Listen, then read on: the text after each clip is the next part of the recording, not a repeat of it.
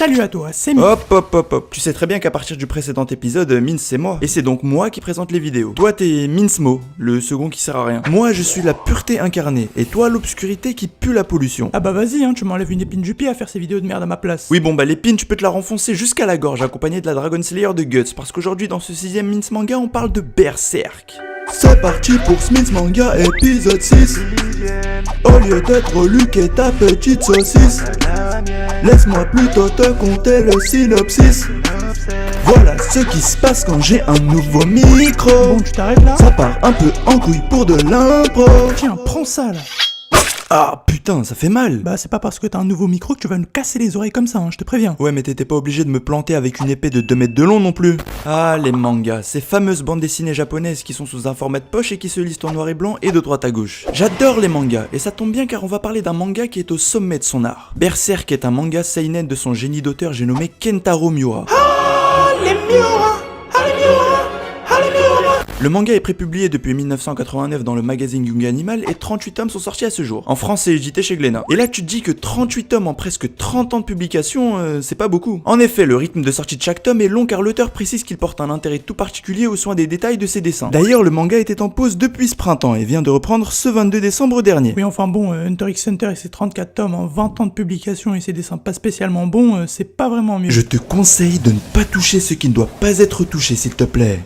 Le manga a été adapté en série d'animation de 25 épisodes en 1997 et ça c'était bof, puis en une trilogie de films retraçant l'arc le plus célèbre du manga, puis enfin en un anime en image de synthèse en 2016. Bon et là si t'es un novice dans le genre des seinen au point de te demander qu'est-ce qu'un seinen, tu te demandes de quoi ça parle. Et je dois t'avouer que c'est un peu chaud pour moi à résumer sans spoiler. Berserk nous raconte l'histoire de Guts, un jeune mercenaire berserker portant sur sa nuque une marque maudite. À cause de cette marque, il se fait attaquer sans cesse jour et nuit par des apôtres. Il passe donc son temps à étriper, trancher, scalper des monstres grâce à sa putain d'épée aussi grande que lui et une arbalète implantée dans son bras de métal. Ainsi on va avoir le droit à des combats complètement bargorifiques et infinissables à s'en prendre plein la gueule. Sauf que tout ça, ça va durer 3 tomes pour partir dans carrément autre chose. À partir de là, le manga va laisser place à la fameuse partie qui est un pur bijou sur tous les points, j'ai nommé l'âge d'or. Ou d'une autre langue éloignée de notre contrée, le Golden Age. Cette partie va nous raconter toute l'enfance de Guts du moment où il rejoindra la troupe du Faucon lors de leur ascension dirigée par Griffith, jusqu'au point où il en est arrivé à combattre des monstres H24 à cause de cette marque. En gros, c'est ça l'histoire, mais pas vraiment. Et ce manga est d'une puissance incroyablement intercosmique. C'est un incontournable du seinen, du culte de chez culte dans son domaine. Sa première grosse qualité réside dans son univers médiéval désacralisé de Dark Fantasy. J'appuie bien sur le Dark Fantasy parce qu'attention, il y a une énorme différence entre l'Heroic Fantasy qui est peuplé de mages, de paysages féeriques et de pouvoirs de l'amitié que tu peux voir dans Nanatsu no Taizai ou Fairy Tail. La Dark Fantasy de Berserk est d'une noirceur psychologique abyssale, animée d'un réel souffle tragique. Dans Berserk, on assiste à des batailles épiques, des démembrements, du sang, du gore, du sexe, des viols et tant d'autres choses. L'auteur est d'un sadisme fou et ça me plaît. Et d'ailleurs, il prend ses lecteurs suffisamment intelligents pour ne pas rester simplement dans de la suggestion pour certaines scènes. Kentaro Miura nous montre explicitement ce qu'il veut nous montrer pour que l'on comprenne de nous-mêmes ce qu'il veut nous montrer. Rebranche ton cerveau parce que je crois que... Mais ce manga, sans son personnage principal, perdrait je pense tout son charme. Et c'est le cas de le dire. Guts est un anti-héros dans tous les sens du terme. C'est un putain de mâle alpha à la carrure imposante dans laquelle est imbibé un peu de Kenshiro et de Jotaro Kujo. C'est un vrai personnage badass, comme on n'en fait plus. Là où le héros de shonen puise son énergie dans son courage et sa volonté, Guts transforme sa haine en puissance pour arriver à avancer dans son univers injuste et macabre. Le truc c'est que lui, les innocents et les injustices, il en a toujours eu rien à foutre, c'est pas son problème. Le gars ne demande ni de l'aide ni rien à personne, juste de lui laisser son épée et son armure pour pouvoir charcuter des apôtres. Et franchement, si tu penses que les scènes tragiques dans l'attaque des titans sont d'une beauté divine extrême, bah dis-toi que la vie des reines c'est du pipi de fourmi à côté de ce qu'a enduré Guts.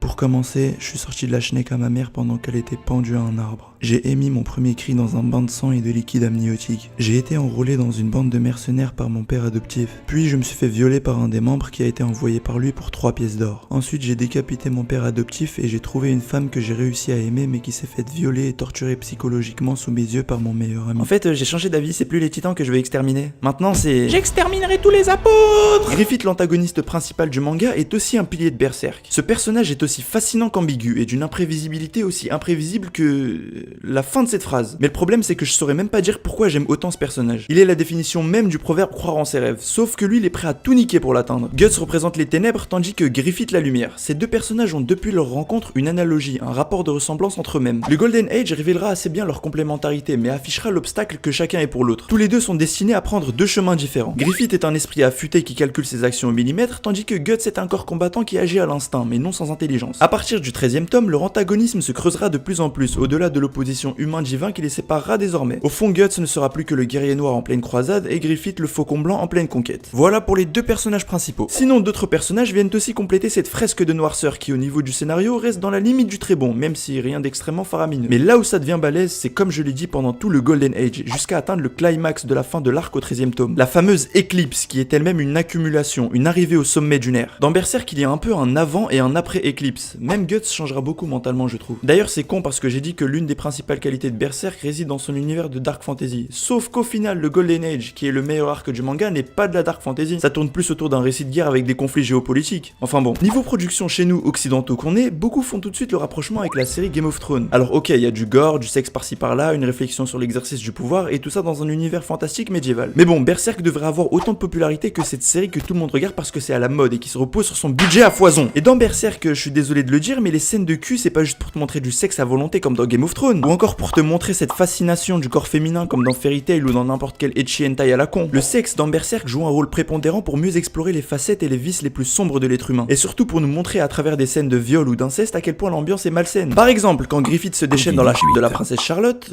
Peggy 18. Putain, c'est dur à dire cette merde. Et c'était quoi ces Peggy 18? Bah pour que ça soit pas censuré, dis plutôt lorsqu'il lui met sa clé USB dans son disque dur. Ou plutôt le moment où il lui chatouille le nénuphar. J'ai encore mieux, lorsqu'il lui plante son javelot dans sa moquette. Lorsqu'il lui incendie sa chambre froide, je pourrais rester 1 heure comme ça. Lorsqu'il lui dégivre son congélo, et t'inquiète c'est pareil pour moi.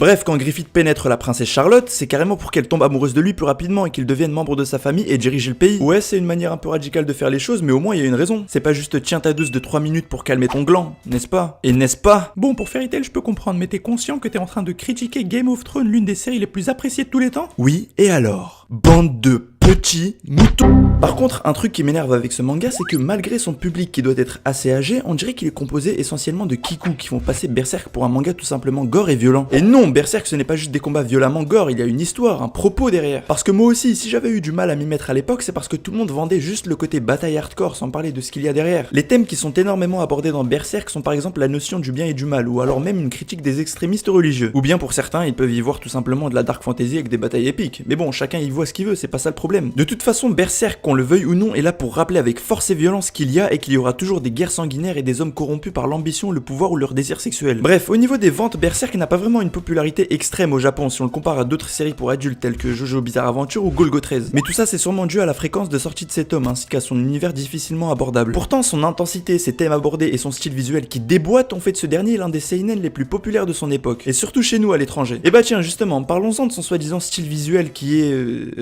comment dire? Bah j'ai même pas les mots pour décrire en fait, j'ai jamais vu de tels dessins de toute mon existence. Tu es donc en train d'essayer de nous dire que c'est le manga le mieux dessiné que t'aies lu? Oui, c'est clair. Chazal.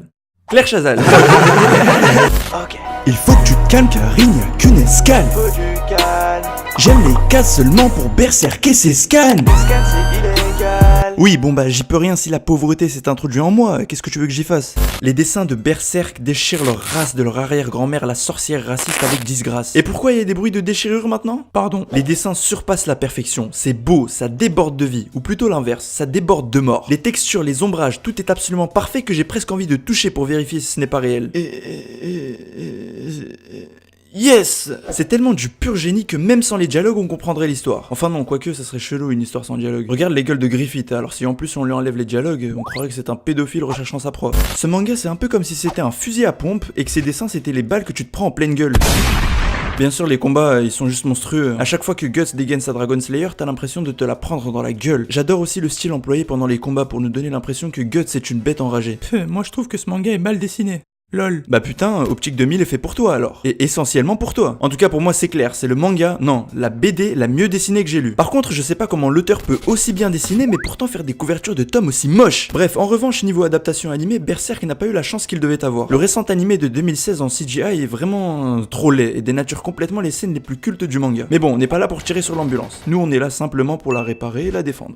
pour qu'après on la retourne et qu'on lui explose sa daronne de la pute à l'ambulance. Alors qu'on soit bien d'accord, c'est pas les images de synthèse qui me dérangent, parce que j'en suis sûr que si la 3D aurait été de même qualité que le film Kingsglaive, bah personne se serait plaint. Ce qui me dérange, c'est que c'est vraiment trop moche et qu'on dirait que ça passe en 10 images par seconde le bordel. Un peu comme un jeu trop dynamique sur un PC qui n'arrive pas à le supporter. Putain, papa, achète-moi un vrai PC de gamer là. Ah bah alors là tu peux rêver fiston, hein, ça fait déjà le 6ème Mac que je t'achète en 2 ans. Sinon, pour parler du scénar, les scènes sont revisitées pour amener rapidement des personnages qui ne sont censés qu'apparaître bien plus tard. Tout passe rapidement mais rien ne marque comme dans le manga et toutes les scènes de nudité sont floutées ou modifiées. Je comprends pas pourquoi on prend la peine d'adapter un manga brutal et violent comme Berserk si ce n'est pas pour assumer l'œuvre et son contenu. Même si cet animé a quelques qualités comme les openings, les bruitages ou les musiques qui sont vraiment excellentes, eh bien je pense que c'est une mauvaise adaptation, surtout en comparaison avec l'œuvre de Kentaro Miura. L'adaptation qui rend vraiment justice au manga sont les 3 films qui adaptent tout le Golden Age et qui eux sont putain d'énormément jouissifs. L'animation est au rendez-vous, la CGI est bien utilisée, le sang gicle bien comme il faut et les quelques scènes de sexe ne sont pas censurées. En bref, s'il y a bien une adaptation à regarder, ce sont ces 3 films là. De toute façon, Berserk c'est avant tout et surtout un manga, donc si tu veux t'y mettre, il faut passer sans détour par le support d'origine. Même si bien sûr ce n'est pas un manga à mettre entre toutes les mains. Ouais, sauf qu'il lui manque une main du coup. Après ça dépend de tout à chacun, hein, parce que si tu me l'aurais montré à 14 ans, je l'aurais lu une tasse de thé à la main. Mais bien sûr, tu fais le dur à cuire alors que tu pourrais même pas tenir 5 minutes devant Boku no Pico. Bah testons ça alors.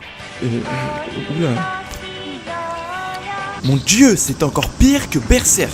Pour conclure, Berserk c'est incontestablement une œuvre remarquable et ambitieuse qui est d'une extrême richesse que ce soit graphiquement ou dans le traitement de ses thèmes et de ses personnages. Je sais pas quand le manga se finira ou bien ce qui attend Guts, Griffith ou Casca, la meuf qui détient sûrement le record de la femme la plus violée toute œuvre confondue, mais c'est impossible pour nous d'anticiper ce que nous réserve l'auteur. La prochaine fois dans l'épisode 7 de Minsman... Ah bah tiens, il est l'heure d'aller triper des apôtres avec ma Minslayer. A plus.